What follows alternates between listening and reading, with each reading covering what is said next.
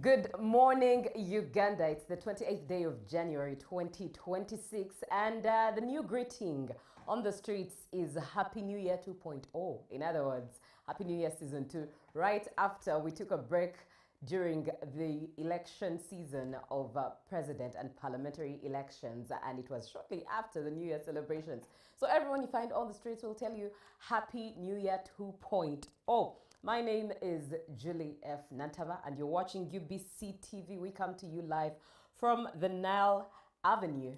And of course, you can watch us not only on free to air, but cable TV and as well online. Now, there is a concern regarding traffic light points and the safety on there, and it's something that is raising as a concern in the midst of many Ugandans. Allow me read just a few comments of Twitter comments or posts that X posts that I landed on regarding traffic light safety on the roads. One, Tumukunde Tony said, "Do not stop at the Nalia bypass traffic lights. You will lose a life. It is dark there. There are thieves who are throwing pavers in cars." Another selector, Jeff, also said, "I almost got killed last night by a bunch of thugs at the Lugogo traffic lights on Ginger Road. If I hadn't locked the car doors, I would be gone by now. They shattered the car, tried to break in with pangers. My advice, do not stop at night for any reason. Kampala is not safe." And at the start of this week, this is a very concern that Joan also did raise here on the show. So we ask you, identify any dark spots that you believe need the police, city and division intervention with security and lights, and do let us know. Send your update through the number 0709602592 and just let us know of those dark spots that you have identified. Definitely a little later on we shall expound on the conversation. But for now, good morning to you. I am with John Murunji and Robert Chirabo. Good morning, John. Good morning to you, Julie, and good morning to you, our viewers. Welcome back from yesterday's elections. And I happened to pass through Rubaga division yesterday, and what I saw really astonished me. I saw a group of young adults coming from one of the polling stations in the morning, trying to cause chaos within the middle of the road. They assumed the roles of traffic officers. Wow. The role of traffic officers, sorry. They stopped vehicles. It could be on their side to decide who goes first, who passes through, and it was a chaotic scene. They had masked faces, a lot of jackets with them, and let me say hooligans. And I'm wondering, why is this happening at the watch of the police? And later on in the evening, I happened to go to that same area to see what transpired. And when I spoke to the locals, they told me that same group came and disorganized their election process. They had to confiscate ballot boxes. They were intimidating voters of a certain camp. And when you looked at the age of these young adults, I'm like, how much are these people offered? 10,000 to 20,000. And some of these people actually told me it is the reason as why they don't go to vote of late, because of the chaos, the intimidation. I mean, the scene was a sorry one, Julie, the fact that it was hours of intense traffic. And most of the businesses closed, actually. Yeah, because they were worried of the safety of what would happen. And I'm like, if it is within within the city, what happens to the other areas where maybe the police station is a bit far from the polling stations? It was not a good one. And so for the remaining elections, I think the Electoral Commission, the EC, and these people, if it is upon the candidates who hire these guns, please have a reflection within yourselves. But that aside, Julie, yesterday the Uganda Wildlife Authority sought 10 billion to purchase a helicopter to be used to monitor national parks, rescue animals, and quick transportation of veterinary doctors to treat animals that are injured within the wild. Now, what blew off the minds of the MPs was that a whopping 10 billion shillings does not comprise maintenance. and they were wondering, 10 billion to purchase a helicopter, what about maintaining it? So it raised a bit of debate there. Now, according to Rukondo, who is the Commissioner for Tourism and Business Development, as if they had not had enough, she came out and revealed that they are planning to construct a glass bridge and also a restaurant up on Makshona Falls. And from what she said, already the agreement has been done, a concession has been reached with a Chinese group as part of the efforts to boost tourism in the country. So she also added that they will receive an annual concession fee which will be agreed upon at a later stage. So you Ugandans, if at all this is effected and put in place, we are most likely to pay for all this about the Makshon Falls rooftop, which might range within $50 and about 60 or 40. So we shall keep giving you the developments of this story, but I'm wondering a glass bridge. Definitely. So, Robert, good morning. In just a minute, what are you looking up and how are you? Well, I'm very fine. Today we have youth elections. Yes, that's very in the country. Of course, those are not for everybody. Those are in colleges. Why are you looking at me? I'm still a youth. They're not for everybody. Like I had said, I'm going to vote. I'm not yet up there, a senior citizen in age. You see, all right. Some people who grow waiting for others are very hard to determine their age. But away from that, also the government chief whip, Hamson Mobua, lost. Yeah. There was a recount in 18 polling stations, but that did not also save him. But then, yesterday, the Honorable Minister for Information as a National Guidance, Dr. Chris Waliomos, also came out and clarified on the whereabouts of NUP presidential candidate, who was their presidential candidate in the 2026, that he's not a threat and government is not looking for him. So what are we watching? So because social media has been awashed by events where today is here, tomorrow is here, allegedly is here, and also the wife came out, if you remember, with the Dozier house security attacked the house, how she was what and all that. Now when the minister says that, you're not looking for him, he's free just like other people who contested, it seems he's done taking himself in hiding and exile. So good enough government has come out and officially said that. So Ugandans who believe and support him should know that government is not hunting for this person, according to the minister. Right. Thank you very much for that, Robert.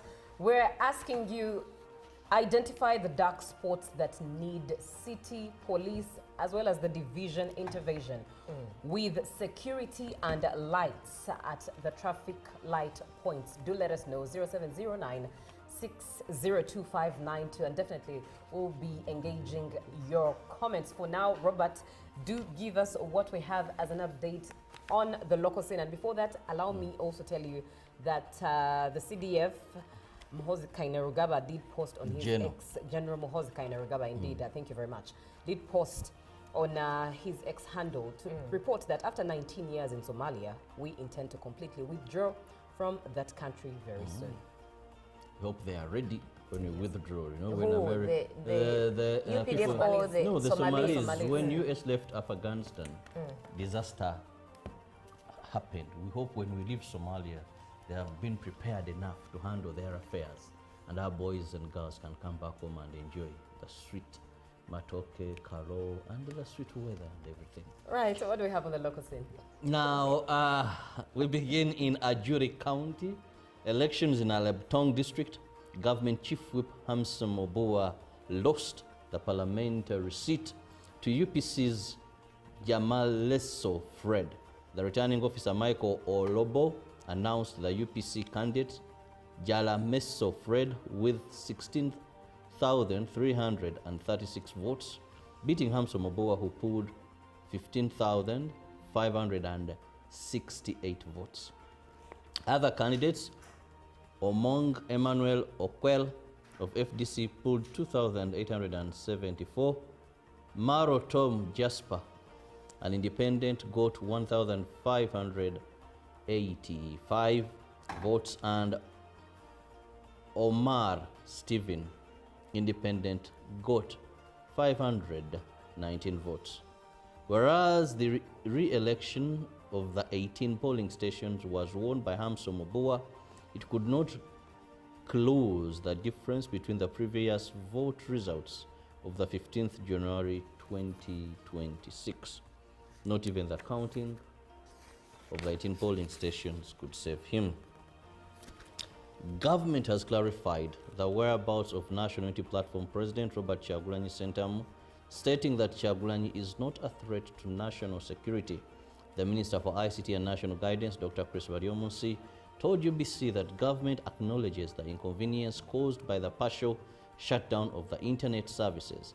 He confirmed that internet services have fully been restored. Dr. Baryomunsi also issued a statement on the post-election situation in the country. Government has justified the partial internet shutdown on the 15th of January 2026 presidential and parliamentary elections. Minister Baryomunsi told UBC that security agencies intercepted plans by suspected actors to spread misinformation and disinformation using the internet. So far, internet services have been fully restored. The minister added that some suspects linked to election-related violence are already facing trial in court. He also clarified that government's position on the whereabouts of new President Robert Kyagulanyi Ssentamu, stating that Kyagulanyi is not a threat to national security. Meanwhile, the government clarified that despite technical glitches experienced on the biometric voter verification kits during the presidential and parliamentary polls, the kits are fully being utilized in the ongoing lower council government elections. Overall, the number of citizens who did not vote increased to 10 million in 2026, up from 8 million in 2021, despite registered voters increasing from 18 million in 2021 to 21 million in 2026. Government said it will study voting partners to establish the cause of these trends.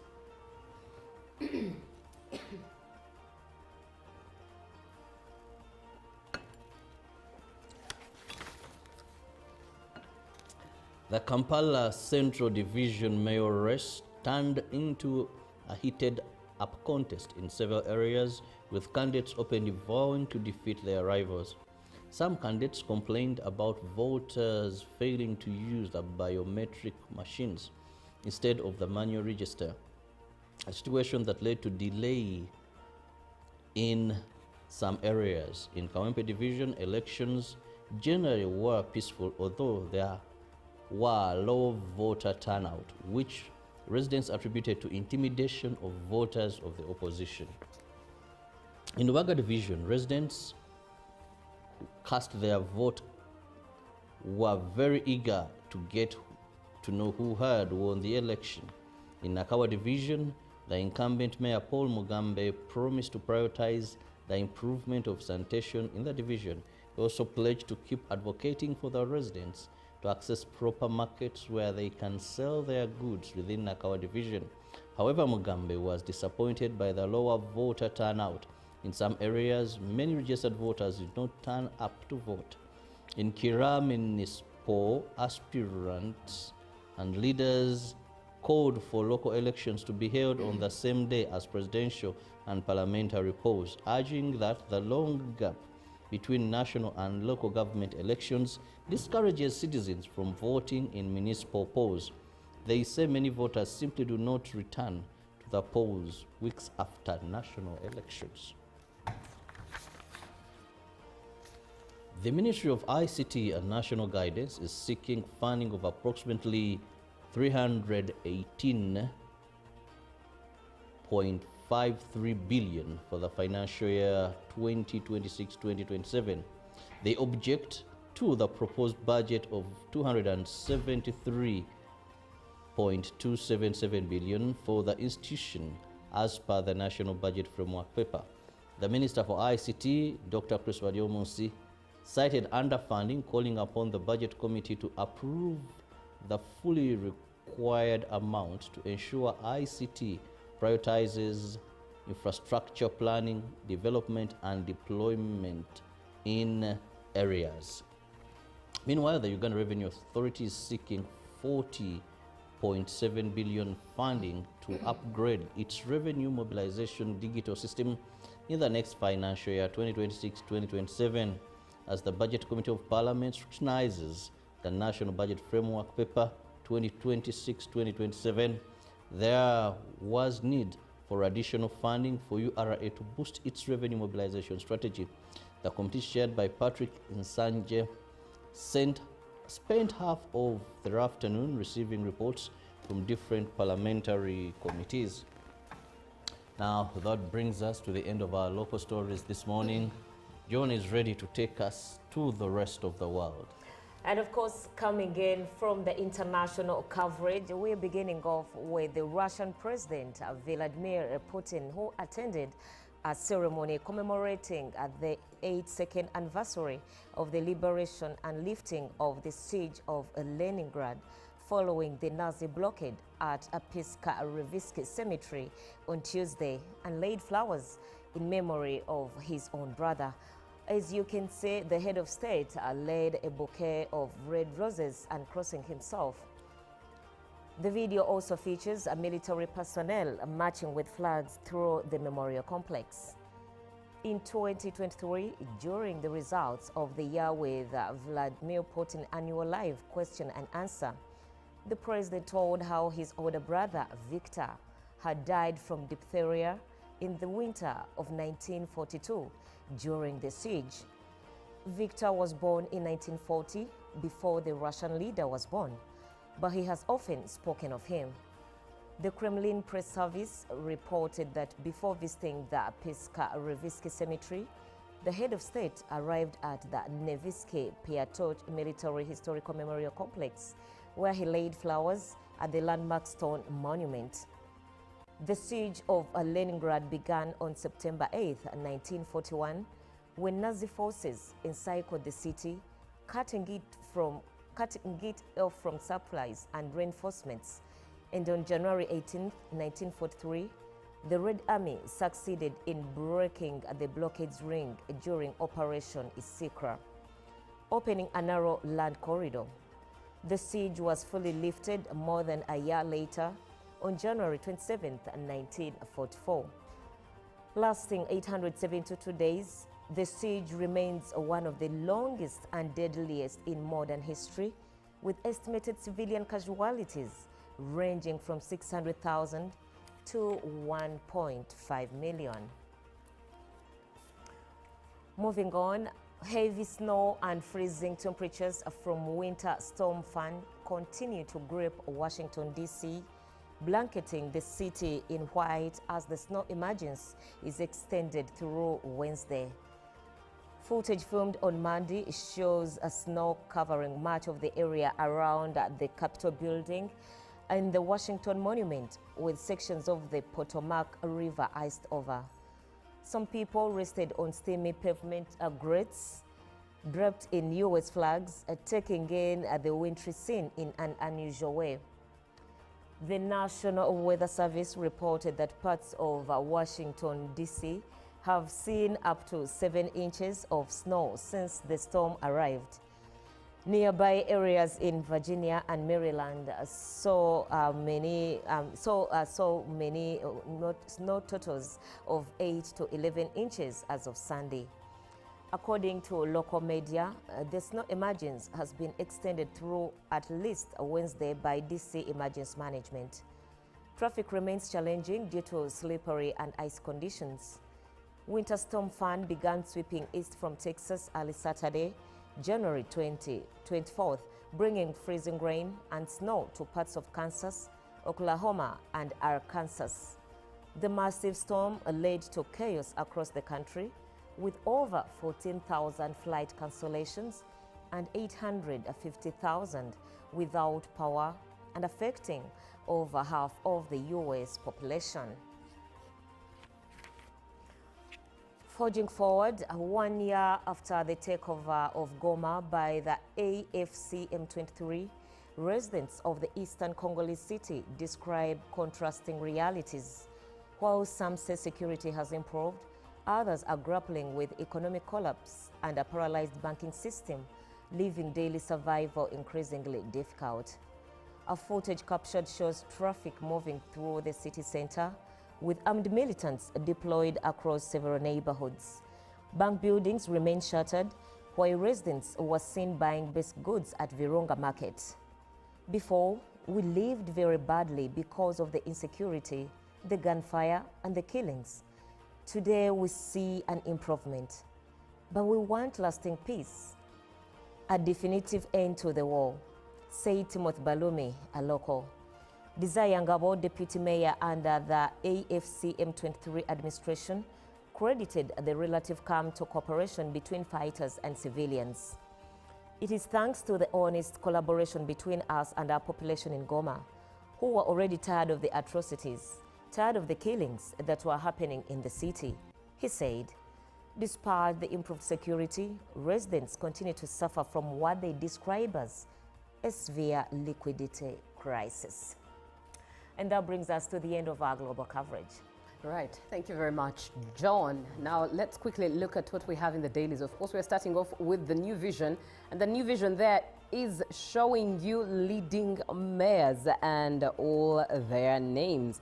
Of course, the common faces in there, Salim Uhuru, Kampala Central Division, and Buken Ali as well. One we know in the arts as Nubian Lee. He also is in the lead. And for Rubaga, we can see Zake Mberaze for Rubaga Division. You can get yourself a copy to see more of them.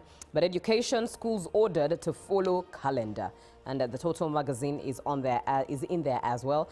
MP Obua loses a jury seat to UPC's Jalameso. And Parliament, I was never kidnapped, says Bugaya, County MP Wakabi. And SEC endorses among Tayebwa for Speaker, Deputy Speaker. Now, no change. Crime, government speaks out on opposition arrests and Besige Health. Let's quickly look at the Daily Monitor. The Daily Monitor today also has new power centers as the headline, but also showing you those in the lead. And regarding that, the lead ad says, the real god of municipalities, new power centers. Anyways, the Mamdani story, how Nairobi stole Kampala's dinner. Interesting. Government Chief Whip Oboa whipped in a jury repeat poll, says the Daily Monitor. And news. Yeah, It's really sad but true. News, Father Sekabida denied bail and Biabakama defends Museveni's victory. On to the rest. Oh, before we go to the rest of East Africa, we do have the Observer as well. And the Observer, the headline there is, what is his crime? That is regards Robert Chagulani.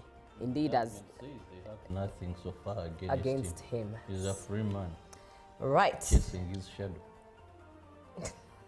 Quite a lot of unanswered questions. No But one is. donors skillfully capture Uganda's health sector, and East Africa's banks race to keep up with borderless economy. Now on to the rest of East Africa. Tanzania there, why Mbagala realities hold the key to BRT profitability. That's the headline there. And Samia, make tree planting part of urban planning. Hope as conjoined twins arrive in Saudi Arabia. I think here in Uganda we now have the facilities that take on this operation in Mulago. One was supposed to happen last week, but I will have to make a follow-up of whether it really happened. Right, would be definitely glad to know the detail of that. Revealed the low application link in Handeni Bridge crisis. Now on to the Daily Nation. Do we have the Daily Nation this morning? Yes, we do. That is from Kenya. 11 billion looted from SHA.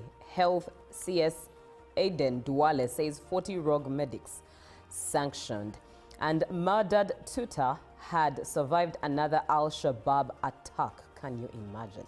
Why there won't be new electoral units for 2027 polls? That's another story from Kenya and in the Daily Nation. That brings us to the end of what we have in the dailies this morning. We are taking a short break, but we leave you with the question of engagement, which we'll continue with when we come back.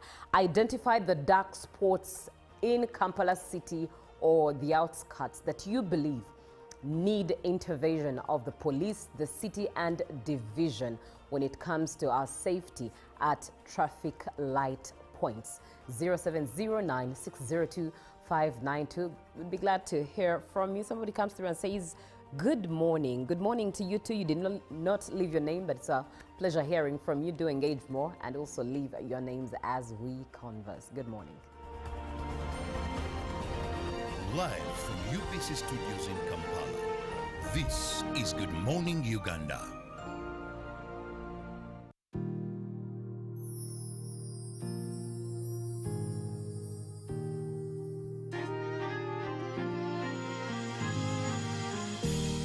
Bagalambe site, sire sakala noga mapera, panyumira nyiga jute.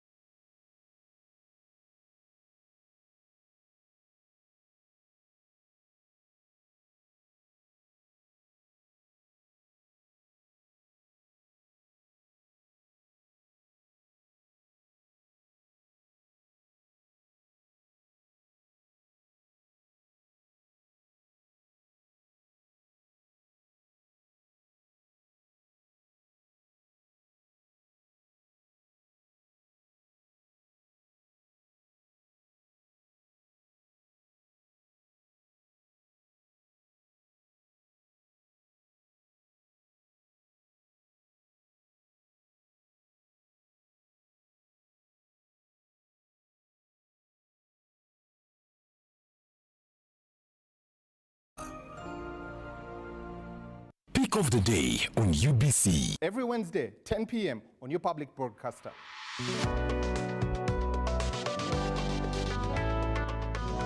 Was brought to you by I'll call you every day, yeah, yo, baby, don't know. You can now get all the Chibuzi out with MTN voice bundles. Call all networks. Kubei Dondoro. Buy a 25-minute voice bundle for only 1,000. Or buy any daily voice bundle of your choice. Dial *100 *21 hash and select daily or use the My MTN app. When we talk together, we are unstoppable.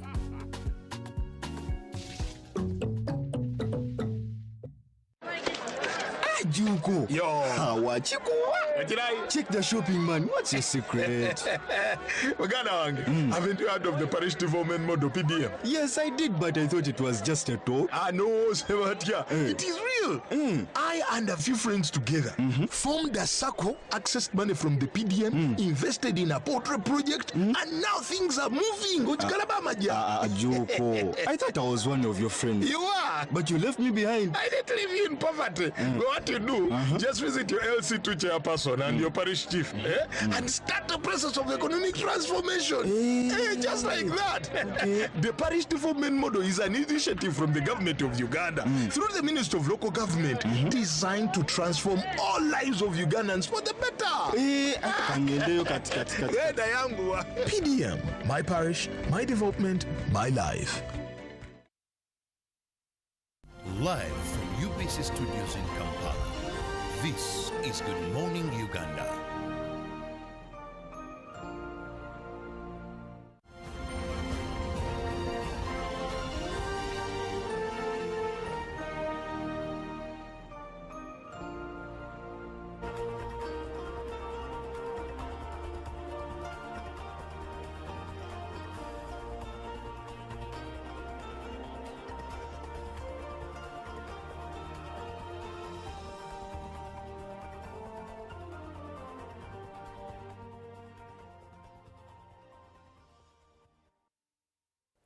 Good morning, Uganda. You're watching UBC TV. Welcome back from that break. And this morning, we're having a conversation on the safety of traffic lights on the streets of cities here in Uganda, Kampala, most especially, but of course, as well as the outskirts of Kampala. But before we do that, let's take a light moment to celebrate one of our own, a former colleague, and that is Molen Kenyena, who is celebrating, first and foremost, her birthday.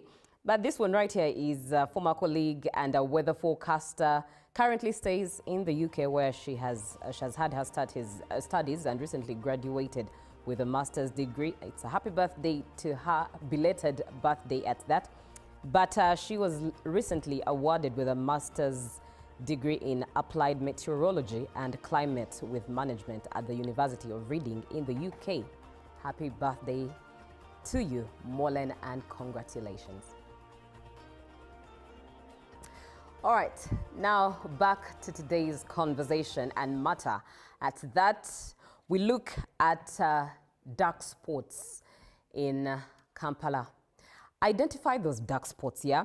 And as you identify them, you do that by sending through to the number 0709602592 by you telling us those dark spots and that you believe the police, city and divisions need to pay heed to and work on in regards to security and lights as well, in line with security lights. Do let us know on 0709602592, but also be part of the conversation via the same number. Have traffic lights become a place that is rather regarded as a danger zone instead of a safety zone? Is that what is on our minds? What is happening in Uganda as indeed many Ugandans are now on some form of pressure? I did read comments at the start of the show from a few Ugandans who expressed their discomfort and worry. And I'll just read them again just for you who wasn't on the show at the start. Wantu Mukunde did say that do not stop at the Nalia bypass traffic lights. You will lose a life. It's dark there and there are thieves who are throwing pavers in cars. But another selector, Jeff, also said, I almost got killed last night by a bunch of thugs at the Lugogo traffic lights on Ginger Road.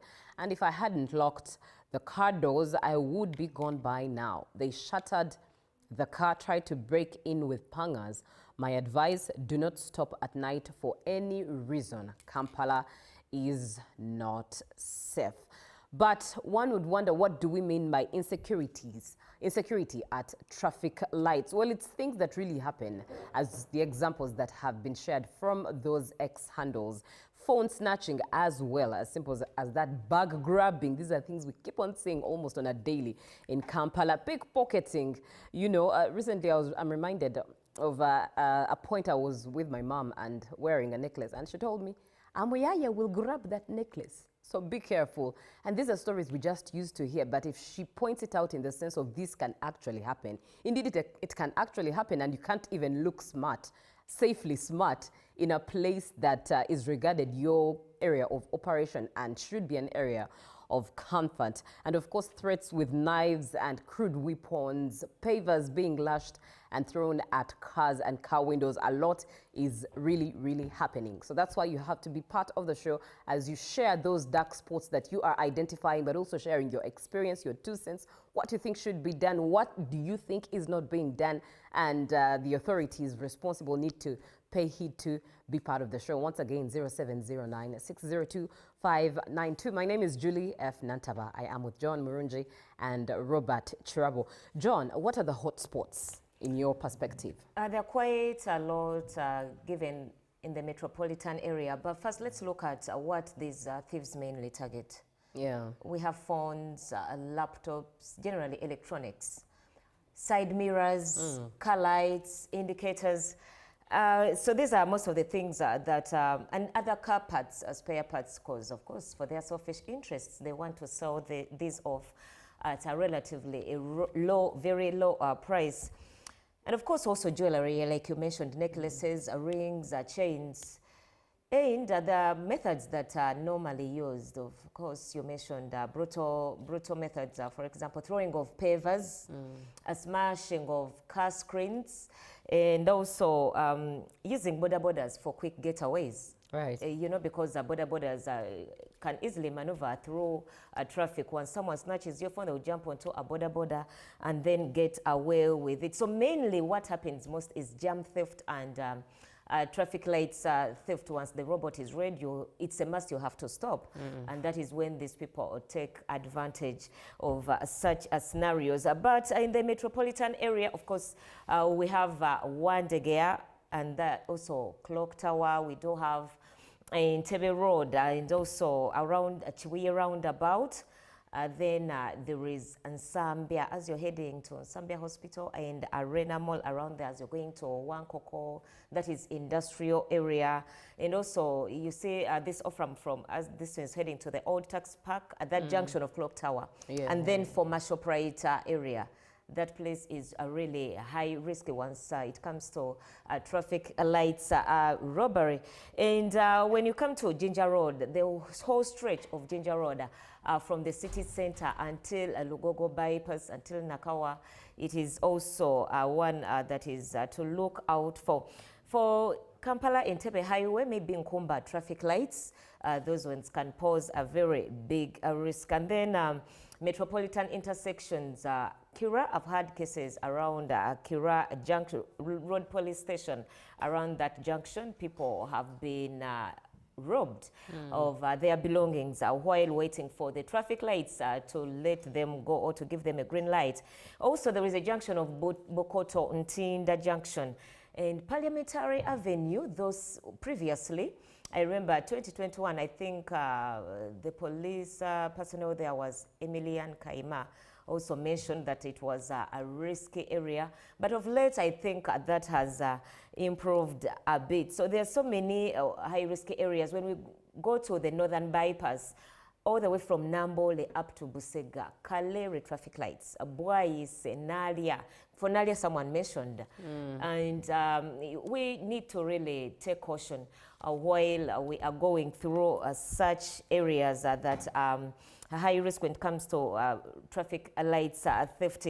Also, Bwais is another one. It is a very big hotspot because it stretches until Kawempe, Tula, Bombo Road. There are so many traffic lights there that are adjacent to so many feeder roads. So many things happen there that are connected to robbery. When we come to the city center, of course, Namirembe Road, Wakaliga, Bakuli traffic lights around Makei Road, that is next to the old tax park, to the new tax park.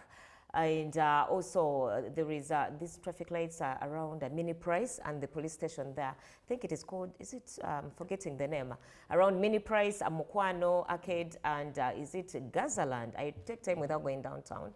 So I think I have the buildings right if the ownership has not changed. Also, I've been told even Chisasi It's say the traffic lights there are a bit unsafe, and also emphasizing Nalia. For Nalia, it's a bit critical because it looks like it's a bit deserted in the night, wee hours of the night. Right. Because the rush hours, that is 5 in the morning and even in the evening, but also late in the night, midnight, 1, 2, 3 a.m. Those are very risky hours. And of course, you cannot blame someone for moving at 2. Maybe they are working in the night economy, or they are coming from the airport, or they are rushing someone to the hospital. From a nightclub. Yeah, you can, yeah, exactly. You're from. Oh, they are from overnight.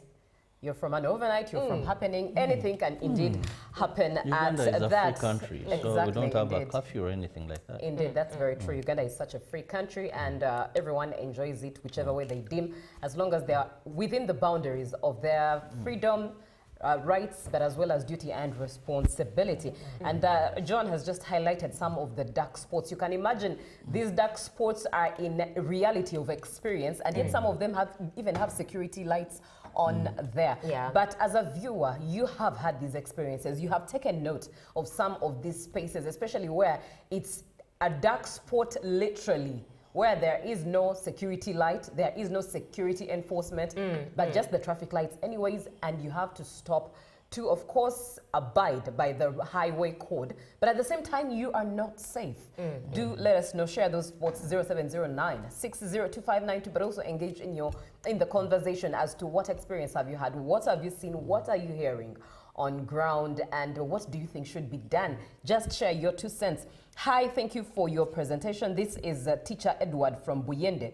Northern bypass is not safe at night.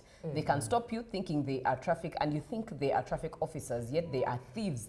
And I urge the government to stop us from paying in some of those roads in Kampala. This is what Teacher Edward says. Do engage indeed, just like Teacher Edward. Now, yes, John. You know what he mentioned is a bit of significant importance. About 3 days ago, after I had a story where someone was hit by machete holders, Right. And I'm like, so what if someone impersonates as a traffic officer? Yeah, And they stop me. Yes. There is having a fine of not adhering to the command of the traffic officer, but then also your security. And Julia, I will tell you this, most of the times, when it is late in the night, I do not stop once a traffic officer, or these are they normally called Madoadoa, field FFU, Field Force Unit police officers, because at 3 a.m. you're stopping me, it's late. And we've had incidents of whereby, you know, around Hash, as you're heading to Masaka Road from Chengera, as you're approaching Bodo, there is a time, if I'm not mistaken, 2 years back, people put up a roadblock having attire that was relating with, I think it was military and traffic, if I've not forgotten. And people were robbed off of their belongings. So for me, I rarely stop at that time. Very worrying indeed. But worrying situation at that. Hi, it's me, Otim Patrick from West Nile Region, Nebi District. I just want to thank you for the show. Thank you very much, Otim, for being on and for giving us our flowers. Surely, I hope that is displayed that Robert has done. What did you do? But no, he was really waving at. Do that again. Waving back at Otim. I hope, Otim, you're able to see that particular. Fiona should show that. But anyways, moving on. Robert. Do it again. Why do you have to bend? Are you so sure that You see, it's just his stature. But let's focus. Let's stay focused on the conversation this morning. Robert, in your opinion or experience and what you've seen, who is most affected? Well, first I want to begin with words of encouragement to Ugandans, and thank you BCTV for bringing this out loud, much as it is on social media, because this is not the first time we are where we are today. Right. What happens is these gangs come up, police moves in, following public cry, arrests them, but the biggest challenge is that when these people are arrested and taken to court, they don't have people who come to witness. the complainants are The not complainants. Now, after a short period of time, they are released and they come back. Now, when they come back, they terrorize Ugandans until they are arrested. So now I'm very sure the fact that this has been pronounced, police is going to move in. I remember earlier before the show, I was speaking to the police spokesperson, and he said, well, now I may not have enough information, but I guarantee you, we've heard the voices and we are going to take action sooner than later. Now, who are they targeting? All right. First and foremost, they are targeting loners in vehicles. Midnight, you're in the vehicle alone, you're a target.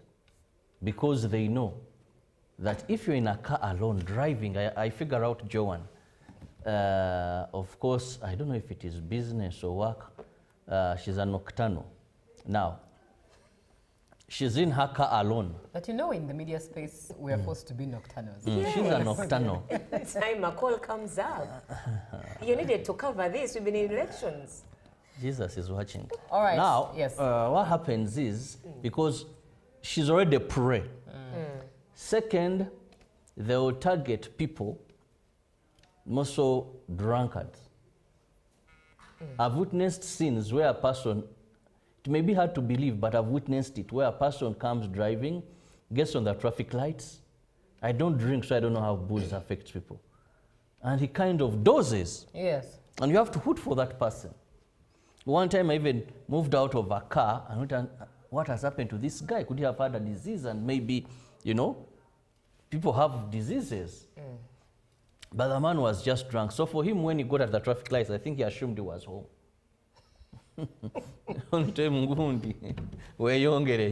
So they'll target that. Yes. But also, they target Ugandans who may not have locked their vehicles very well. And they are prey. For example, many people do not lock all doors of their cars. Much as most of the vehicles have technology at the driver's seat, you can do that. Many do not pull up the windows. But not to say that others that don't do that are not vulnerable. Everyone is vulnerable, but there's those that will make themselves more vulnerable. A car where driving alone at night, it gives them a leeway. But I've seen a number of youth, for example, have a car and there are plenty, there are a number of people in that car. You'll find that it's very hard for one or two of these boys to come and go for that very car. So I want to believe, one, Ugandans, don't just say I survived and you move on. Right. Report this case, go to the nearest police station, file this complaint, because every area or territorial commander of that area, when they receive such reports in their security briefings, and each of them is raising this concern, it calls police to act and act very fast. But also when you report and you hear someone has been arrested and you're called to come and testify in court, please come, because if I'm attacked today, I speak about it, I go. That very person, maybe even I was able to spot or I can remember something. The face or the attire or the structure of the person, and that person is arrested, arraigned before court, and I don't come. Now what happens? This person will not go for conviction. Maximum will be 6 months, and this person will be back on the street, Right. doing the same thing. So you must ensure that you report if you're called upon to come and maybe identify or something like that. Because what is happening, today we are talking about this scenario. After 2 or 3 years, we'll talk about it again. When this people are released, they come back, they mobilize. But if they go and they are sentenced and they are serving, they also undergo rehabilitation. You know, Right. Uganda prisons has a rehabilitation sector. This is where a fool, this is where some person who is lazy and doesn't want to work, now when he goes to Uganda prison and he's convicted and sentenced, they take that person for digging. He learns to use his body to dig. They have carpentry, you know, they have metalwork. They have all courses, so the person comes out. No wonder many come out born again, I don't know why. The person leaves prison. Now he knows that I don't have to go and steal. Have obtained skills, even my body can work. rather than snatching and taking off. Rehabilitation happens, and that's why the rate of reoffending is very low in Uganda compared even to the United States of America, because we have a very good rehabilitation program. So report, see them convicted, let them go for rehabilitation, they'll learn skills. I have seen many who come out and you find this person welding your gate, but when you find out where this man learned the skills, right. hey. But Julie, Robert has mentioned something of drivers having their screens up and also not pressing their phones, engaging the locks, is it normally baby lock, or putting some of their valuables in boats. What about in situations whereby I've done all that and someone comes with a paver and hits my windscreen? In situations where someone just unscrews my side mirror. I saw one of the actresses, Leila Kalanzi, commonly known as Kachapizo. It was her Range Rover, and a boda guy came and unscrewed it. Wow. Have traffic lights become danger zones, or rather than safety zones? Have traffic lights become danger zones rather than safety zones? We're asking you to identify the dark spots when it comes to the traffic lights of Kampala. What are those dark spots that you can identify, that you believe the police, city and divisions should intervene with security and lights as well? 0706 609 592. It's the WhatsApp number that you can engage by text. Pardon me, I misread that. It's 0709 602 592. That's the right number. Judy, but I also have a concern. Yes. I'm not an expert when it comes to security. But I want to speak like a mature Ugandan who has an idea of what certain issues should be. Have you noticed, you go to one traffic light and you have about 8 motorcycles. Just one. 8 motorcycles and about 20 or 30 police officers situated in one area. As opposed to being dispersed. Now you ask yourself, I usually see this around Katwe. You go the evening hours, basically it's controlling jam. You see these motorcycles, 7 of them parked there. Then you see police officers, many seated there, others. The hotel is visibility. Once you see there are quite many. Go to Ginger Road here. And And actually I noticed, I parked some time. I said, no, I must find out. Is there insecurity here? Even at Ginger Road sometimes. You park and it is about too active. The rest some on their phones. Now also the level of deployment, I think must be checked. In some of these hotspots, why do you have a lot of resources stationed in one area? You know, yet you can scatter them. Yet there are places that have no deployment. And when you reach to those places. And second, I want to go also at the issue of the night. Right. Now, during day, you have so many officers stationed everywhere. At night, there was a time they robbed a colleague of mine at Ginger Road here. No, actually, was robbed around Mukwano. Don't know this. You see, this Mukwano Industries at the CID headquarters. Those are palm trees. Yeah, I think. There are trees on their fence, on the fence now. There used to be a goon who would stand in a tree. So when you're coming, you can't see him because they planted. So when you get there, the branches are covering him. Yes, he would be in the trunk.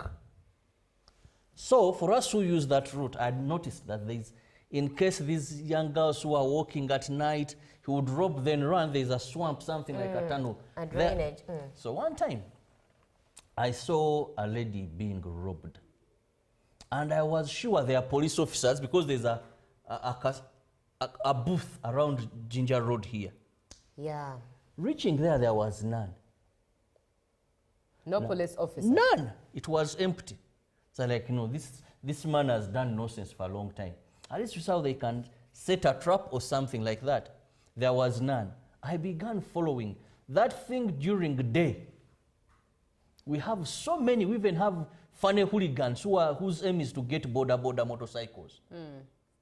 You have those of KCCA. I wonder, okay, they help in traffic. You have about 6 traffic officers. Then the field force unit, about 10 of them. Then you have now the constables about. So it's almost a mini barracks there. You know, but during night, Where it's most needed. where it's most needed, They're nowhere to be. they are nowhere to be And seen. you know, Highlights Julie, of concern indeed. Robert, you know what beats my mind at times, eh? You know that Ginger Road junction, the police officers, that once you run the red light, you will see them in about 5 minutes as you're heading to wherever you are. But in times of robbery, even if someone makes an alarm, they do not come out to It's help. because when you run a red light, they want to get you to give them chamchana. As Honorable Norbert Mao taught us, corruption is called in Gulu. Chamchana. But thank you for your services. Busega roundabout towards Natete is not safe. I'm Ronnie, teacher at Paradise Junior School in Sagu.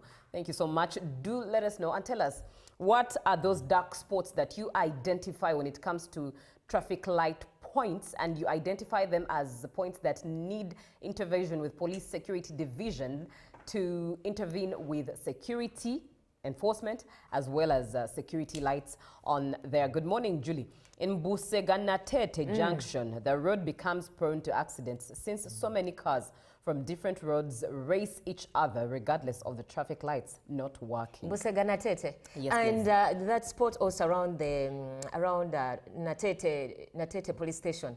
The road recently, I think they tried to use a tractor.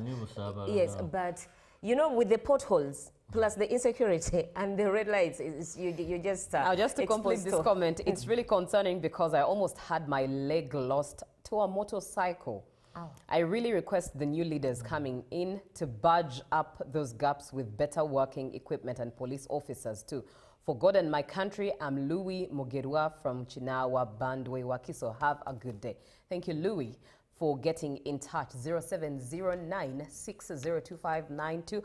Identify the dark spots that need police, city and division to intervene with security and security lights where the traffic light points are in your perspective, but also be part of the conversation. Share that experience. Share what you see. Share what is on your mind. As we talk about the traffic light points in Kampala that are not safe at all. Now, Joan, how is this insecurity affecting daily behavior? By the way, when we're talking about traffic lights insecurity, we are also including the cyclists. It's not only the motor vehicle owners. And a lot can change once people get to know that these kind of things happen at the traffic lights. You know, I normally call them robots. You forgive me, because there is a country that normally calls them robots. But like I said, a lot can change. One, we have anxiety. Once a driver or a cyclist or even a pedestrian approaches these traffic lights, they get the anxiety of what is going to happen next, what is not going to happen. And you'll find that most of us will have to run the red light because something happened to me or to a colleague, or I saw it in the news or on social media. So I want to beat the lights so that I go for safety. And of course, such things will also come with penalties, like the EPS tickets, I'm told they are coming back anytime.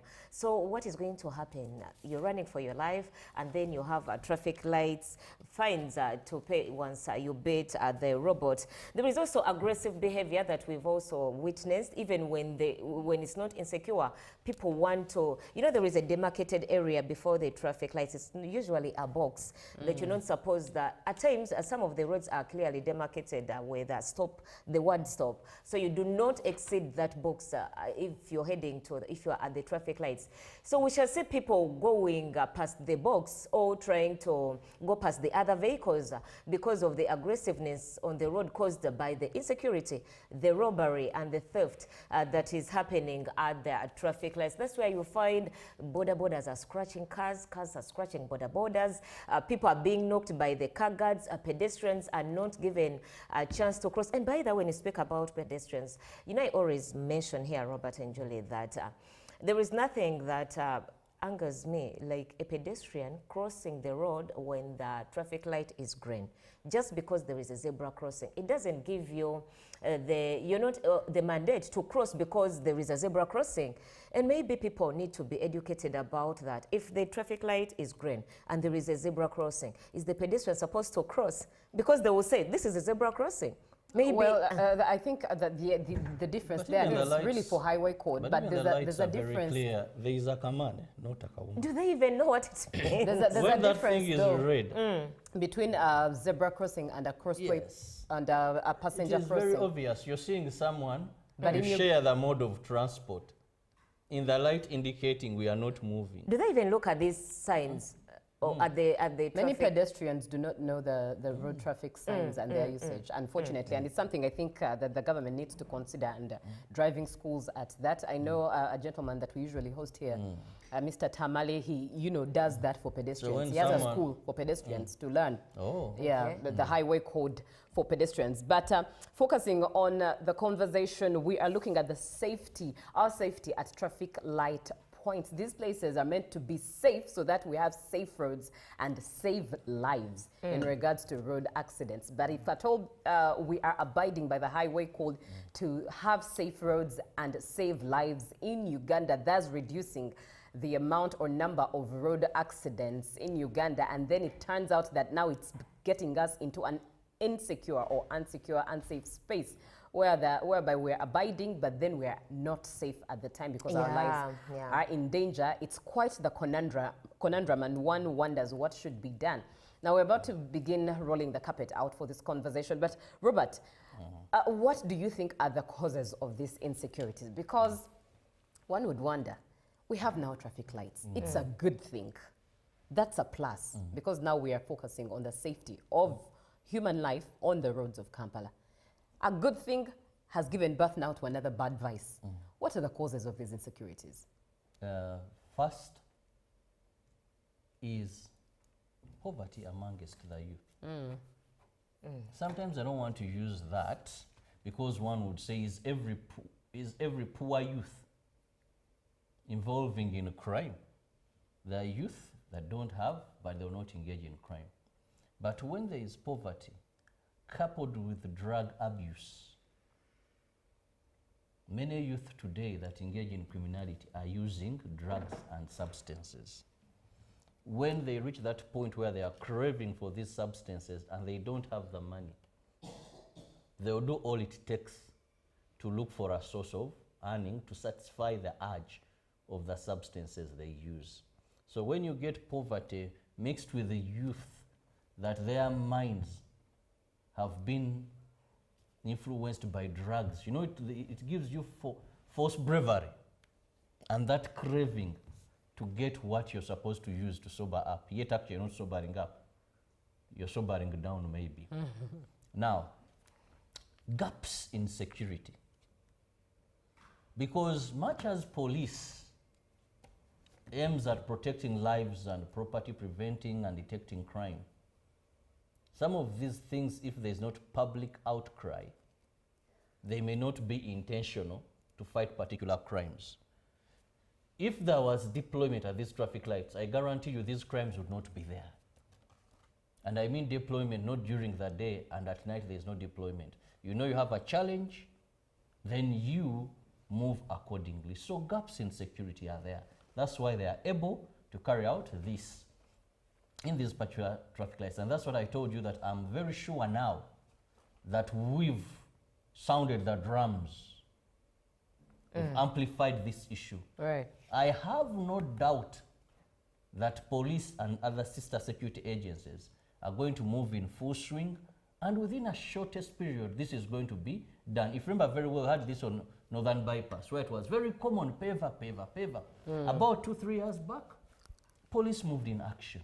But then, Robert, how long do these measures, are they put in place? Because you say that they will come in for 3 months to mitigate what is happening. But then after, things will go back to normal. This is what I told you earlier, Joanne, that when they move in and they deploy, one, they arrest some of these people. Right. Two, because the deployment is there for that particular time, the thugs or these criminals cannot, it's not fertile for them, it's risky. So they slow down. Now the challenge is those that are arrested after a period of time are released. Yeah. They come back. And when they come back, they Even find more that... angrier. And when they come back, they find that the deployment now, because after it has been wiped by police, police goes for other priority areas to deploy. Remember, our police to person ratio is not that very good. Yeah, I saw them yesterday in Parliament seeking 500 people. We do not have that. So we don't have so many police officers. So, and even the few we have, I think one time I need a conversation with the officer in charge of deployment. Because you may find one person, I don't want to mention the titles, how many police officers are given to him? One person, a VIP. You may find one person has a lead her at home, so that even the few we have, I don't think we are prioritizing. In Uganda, you find a person who has private security, who you believe has no potential threat whatsoever. Not even a mosquito is interested in that person. But you may find this person moves with security. I've seen some celebrities. Yes, if they've applied and they feel they need it. You see, at whose expense? You have a challenge in the number of police officers. Right. Our deployment is questionable, I want to say. In some incidences, I've seen people and you wonder, yesterday, but yet that one police officer deployed at a traffic light. You know, in security, even presence is fear and can deter. Yeah. Presence of a police officer can deter one from committing crime. But how do you prioritize? Yes, we are few, but have you prioritized your deployment? Where you find a person has 6 officers at home, he moves with another team. Now, you go to some areas where you can hardly find a police officer in a specific distance. So we need to improve our deployment. Very true, very true. Also public vigilance. Now that we've talked about key, it, yeah. when people know that these places are not safe and you do what it takes, for example, you lock your windows and everything. Of course, the paver thing should be there, but someone is alert. That as I'm going to these traffic lights, I don't encourage you to beat traffic lights. Why? Because at the time of night, most Ugandans are driving very fast. Now, if in my direction I've seen green, your direction there is red, it is 3 a.m., I'm cruising through and you come, what a head-on collision will that be?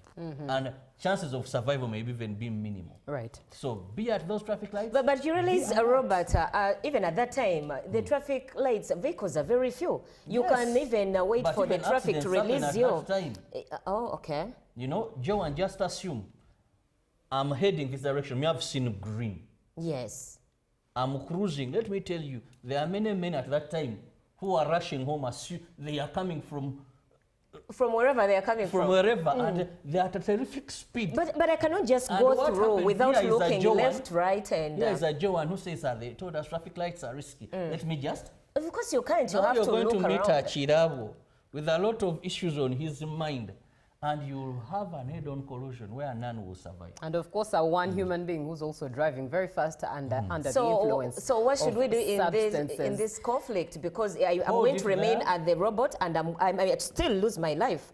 Because, for example, the cyclists, someone can hit you with those bars, But iron actually, bars. also, the other thing So I what want do to I say, do in this? A brief one.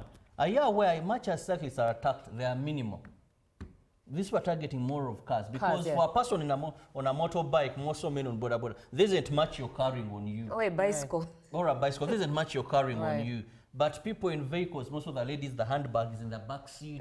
There's so much things that There's are attractive. attractive. A lot of valuables. Hide your variables. That is also another thing to prevent this. But when you overexpose them, you look at someone, a laptop but you is see, here. but you see, the assumption is that the valuables are there anyways. You're having a default assumption. But also there are those are valuable. So whether they are there or not, But you'll Judy, be there attacked. are also those, if you're driving, Joan, there's a way some Ugandans place their variables in cars as if It is an advertise. An expo. An Well, expo. but Now we have to Julie, bring we this also have conversation laptops. in the interest What of time. about the fuel trucks where you see Your people at handbag the is traffic open. extracting in fuel? the interest of time, people this offloading conversation bags of rice. definitely has to come to the end. But Ronnie here says those insecurities are basically caused by reckless drivers and then people who don't want to work. Instead, their mindsets are purposed at robbing people's property. I'm Ronnie, a teacher at Paradise Junior School in Sagu. Thank you, Ronnie, for being on the show. And I think what I can say in regards to this conversation, from what we've had, what we've shared, the experiences shared here at the desk and from you as well, I mean, how can a police post, a police booth have no security officer at night?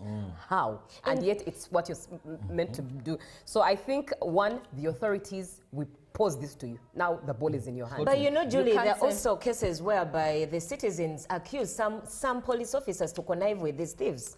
Yes, it's also possible, but from the example Robert shared of a police booth where he checked at Go night. to golf course tomorrow. Golf unless course they as are well. No, listening. you've warned them. of Go to course. golf course at 3 a.m. They'll be there now. They'll be- During the day, you may think it's like a mini barracks.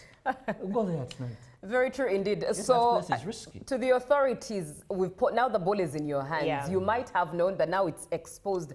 For the public, the ball is in your hands to make sure that this is dealt with.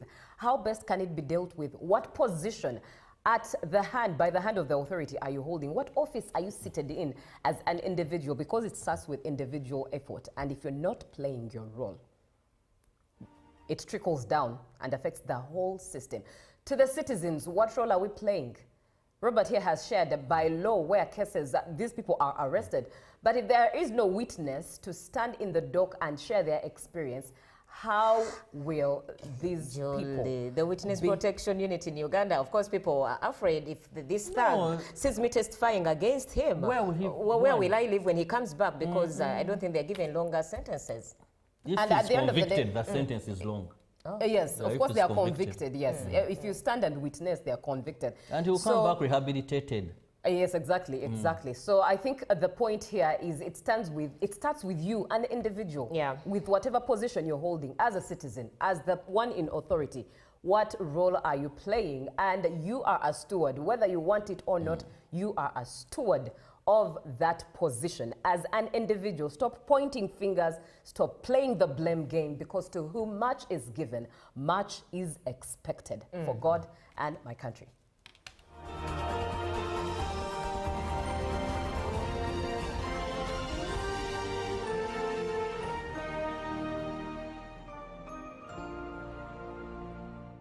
Live from UBC Studios in Kampala, this is Good Morning Uganda.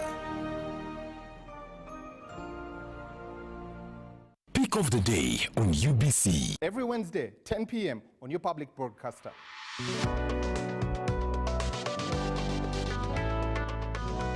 Was brought to you by. I'll call you every day, yeah, yo, baby, don't know. You can now get all the Chibuzi out with MTN voice bundles. Call all networks. Kubei Dondoro. Buy a 25-minute voice bundle for only 1,000. Or buy any daily voice bundle of your choice. Dial *100 *21 hash and select daily, or use the My MTN app. When we talk together, we are unstoppable.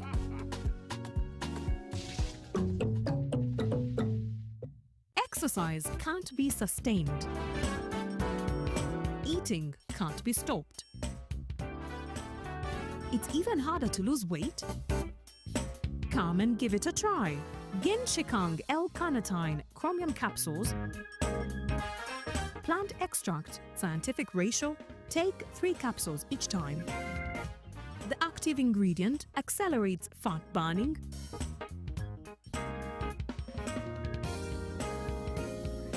eat twice a day. Don't take a detour.